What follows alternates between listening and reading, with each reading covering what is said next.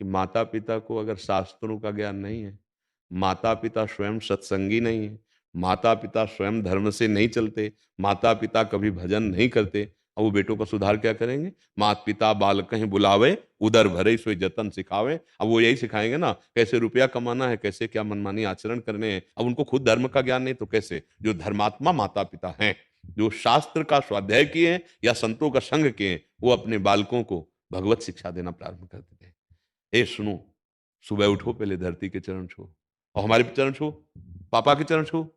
बच्चे को शिक्षा दी जाती है और इसके बाद थोड़ी देर नाम जा, स्नान करके आ, नाम जप कर, संयम से रहने की शिक्षा, भगवत आचरण शिक्षा जो हमारे अंदर है वही हम सिखा सकते हैं ना। फिर वही बच्चे आगे जाकर के धर्मात्मा बनते हैं, वही भक्त बनते हैं, वही राष्ट्र भक्त बनते हैं। लेकिन आजकल हम बच्चों को कम दोष देते हैं, माता पिता को ज्यादा दोष देते हैं क्योंकि आपकी सावधानियां खुद खत्म हो चुकी हैं।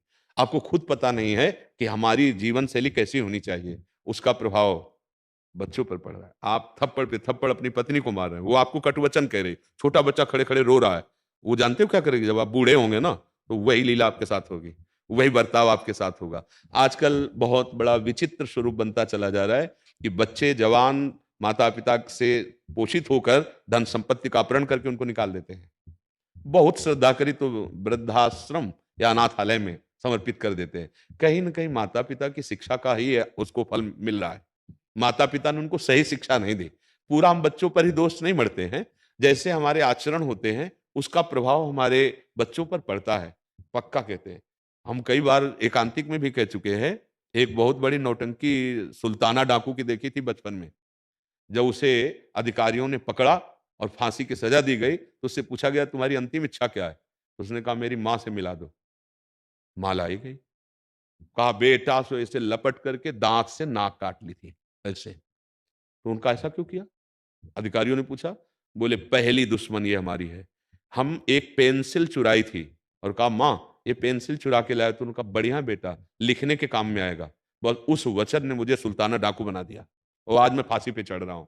इसलिए इसकी नाक काटी। अगर उस समय एक थप्पड़ मार देती तो जीवन भर के लिए मेरी गलती का ये संस्कार न पड़ता। तो बहुत कुछ, सबसे पहले माता पिता गुरु होते हैं, वही हमें शिक्षा देते हैं। पर माता पिता ही व्यसन युक्त हैं तो बच्चे को व्यसन मुक्त कैसे कर सकते हैं? माता पिता ही व्यभिचार युक्त हैं तो बच्चे को कैसे कर सकते हैं? माता पिता ही भ्रष्ट बुद्धि के हो रहे हैं तो बच्चों को संस्कार कैसे दे सकते हैं? गर्भस्थ शिशु से संस्कार प्रारंभ हो जाता है। जिस दिन पता चले कि गर्भ में बच्चा आ गया है, उस दिन से ब्रह्मचर्य का पालन दोनों को करना चाहिए, माता और पिता। कैसा है? बच्चा प्रकट हो गया है, अब हम उसके संस्कार जैसे डालेंगे वैसे बन जाएंगे। हमारे यदि गंदे आचरण तो अपने आप उसमें संस्कार जा रहे हैं। समझो, जब वो जवान होगा और अपना वर्ताव प्रकट करेगा तब रोते घूमोगे कि हमारा बेटा है। नहीं नहीं, उसके जनक आप हैं। जनक माने पिता। उन संस्कारों के भी जनक आप हैं। तो हमें लगता है कि बेटों से ज्यादा शिक्षा की जरूरत माता पिता को है। अगर वो सही आचरण करें तो अपने बेटों को सही आचरण सिखा सकते हैं। जब उनमें सही आचरण नहीं होगा तो कैसे सिखा पाएंगे? अब हमें बताइए क्यों? अच्छा, इसके बाद अपनी बेटी आवे तो सास कैसा बर्ताव करेगी, विचार करके देखो। और बहू के साथ कैसा बर्ताव करेंगे? ठीक है, बहू से पूछो तुम अपनी माँ के साथ कैसा बर्ताव करोगे, सास के साथ कैसा कर रहे हो। ये सब, ये जो गृहस्थी के चरित्र हैं, ये सब भ्रष्ट होते चले जा रहे हैं। ऐसे कई, आप लोग तो संसार में समाचार सुनते होंगे, आप देखते हैं कि बूढ़ी माँ को बेटा मार रहा है, या बूढ़ी सास को बहू पिटाई कर रही है, या सास ससुर पति तीनों मिलकर के बहू की पिटाई कर रहे हैं। ये क्या है? ये राक्षसी बुद्धि कैसे आ गई? बोले भगवान का आश्रय नहीं, सत्संग सुना नहीं, शास्त्र स्वाध्याय नहीं, तो बुद्धि भ्रष्ट तो हो ही जाएगी। भगवान के आश्रय के बिना दैवी हेसा गुणमयी मम माया दुरत्यया, ये दुरत्यय माया है। किसी भी तरह कितना भी कमा लो, शांति नहीं मिलने वाली, सुख नहीं मिलने वाला। कुछ भी भोग लो, भगवान का आश्रय ले लो, नाम जप करो, और बड़े बूढ़ों जो माता पिता परिवार, उनकी भगवान मानकर सेवा करो। सच्ची मानना, भगवान प्रसन्न हो जाएंगे। अपनी माँ में भगवान देखो, अपने पिता में भगवान देखो, बुजुर्गों में, बीमार में, पशु पक्षियों में। ऐसे अगर ऐसी दया की भावना आ गई, भगवान प्रसन्न हो जाएंगे। पर हम लोग विपरीत दिशा की तरफ जा रहे हैं। भोले भाले पशुओं का वध करके उनको रांधते हैं, खाते हैं, बड़े आदमी बने। खूब रुपया है ना, मनमानी पैसे के बल पर व्यभिचार करते हैं, मनमानी व्यसन करते हैं। कर लो, 4 दिन है। इस खेती में जो बोओगे वही काटना पड़ेगा। बबूल बोओगे तो कांटा मिलेंगे, आम बोओगे तो मीठा रसदार फल मिलेगा। तो ये कर्म है, अवश्य में भोक्तव्यम कृतम कर्म शुभाशुभम। अगर हम किसी को भी समझाना चाहते तो पहले हमें समझना होगा।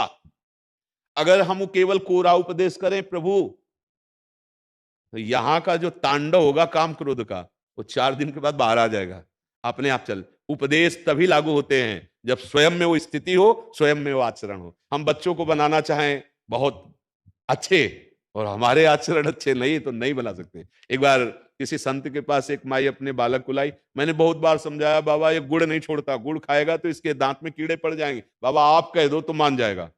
बाबा ने कहा 1 सप्ताह बाद आना।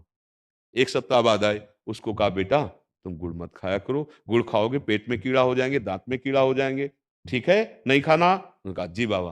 बोले बाबा 1 हफ्ता के बाद क्यों कहा, आप उसी दिन क्यों नहीं समझ। बोले मैं गुड़ खाता था इसलिए, 1 हफ्ता हो गया मैंने गुड़ छोड़ दिया तब उसको उपदेश। तो हम अगर किसी को सुधारना चाहते हैं तो हमें पहले सुधरना होगा। नहीं, आप लड़खड़ाते हुए शराब पीकर घर में घुसो और बेटा को सोचो कि वो व्यसन मुक्त हो, कदापि नहीं हो सकता। आप मनमानी दृश्य देखो, आप मनमानी आचरण करो और बेटे को चाहो कि साधुता, कदापि नहीं हो सकता।